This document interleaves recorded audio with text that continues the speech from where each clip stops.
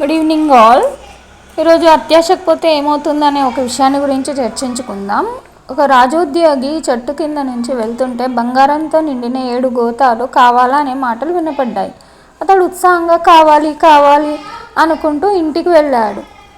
ఇంట్లో బంగారు నాణాలతో నిండిన 6 గోతాలతో పాటు ఒకటి ఖాళీగా కనిపించింది. రాజోద్యోగి మనసులో ఖాళీ గోతాన్ని కూడా బంగారు నాణాలతో నింపాలన్న బుద్ధి పుట్టింది. వెంటనే ఇంట్లో ఉన్న బంగారు నగలను కరిగించి నాణాలుగా మార్చి పోసిన గోతం నిండలేదు. నిరుత్సాహంతో అతడు ఉన్న డబ్బు అంతా పెట్టి బంగారు నాణాలు కొని పంపిన గోతం ఇంకా ఖాళీగానే కనబడుతుంది. దాంతో అతడు రాజు దగ్గరికి వెళ్ళి తన కుటుంబ అవసరాలకు డబ్బు సరిపోవడం లేదని జీతాన్ని రెట్టింపు చేయమని కోరాడు. అతడు మంచి పనిమంతుడని పోస్తున్న గోతం నిండటం లేదు భావించిన రాజు అలాగే చేశాడు. ప్రతి నెల ఆ జీతం సొమ్ములతో బంగారం కొని పోస్తున్న గోతం నిండటం లేదు.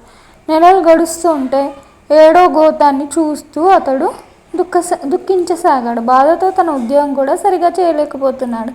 అతడి దైన్య స్థితిని చూసిన రాజుకు అనుమానం వచ్చింది. నీకు కానీ ఆ 7 గోతాలు తారాసపడ్డాయా అని ఆయన అడగగానే ఏడుపు ముఖంతో అవునన్నాడు ఆ ఉద్యోగి.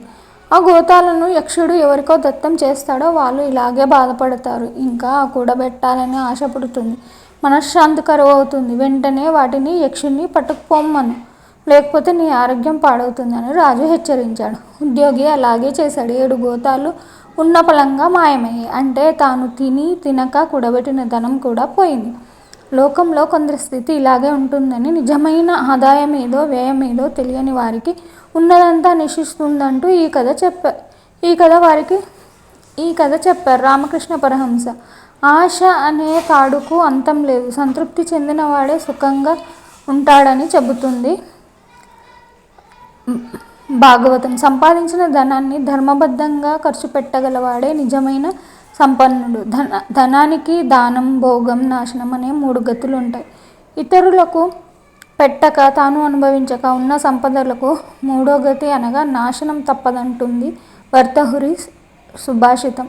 లోభి సంపాదించి దాచుకున్న ధనాన్ని పరులు అనుభవిస్తారు. లోభులు, దురాశపరులకు మనశ్శాంతి ఉండదు. నేడు కొంతమంది కష్టపడకుండా డబ్బు సంపాదించాలనుకుంటూ పందాలు కడుతున్నారు, జూదం ఆడుతున్నారు, అత్యాశతో ఉన్నది కూడా పోగొట్టుకుంటున్నారు, అప్పులు తీర్చలేక ప్రాణాలు తీసుకుంటున్నారు. జూద క్రీడలు అలాగే అనేక అర్థాలకు దారితీస్తాయని మన పురాణ ఇతిహాసాలు హెచ్చరిస్తున్నాయి. యువత విద్యార్జనపై శ్రద్ధ చూపించాలి, జ్ఞానవంతులు కావాలి, తమ శక్తికి తగ్గ ఉద్యోగమో వ్యాపారమో ఎంచుకోవాలి, లక్ష్యాలను నిర్ణయించుకోవాలి, స్వయం కృషితో వాటిని సాధించాలి. ఇతరులను చూసి ఈర్ష్యపడుతూ దుఃఖించకుండా సంపాదించిన దాంతో సంతృప్తికర జీవనం సాగించగలిగితే సుఖ సంతోషాలకు లోటు ఉండదు. దీన్ని గ్రహించగలవారే వివేకులు. సమాప్తం అండి. Thank you all.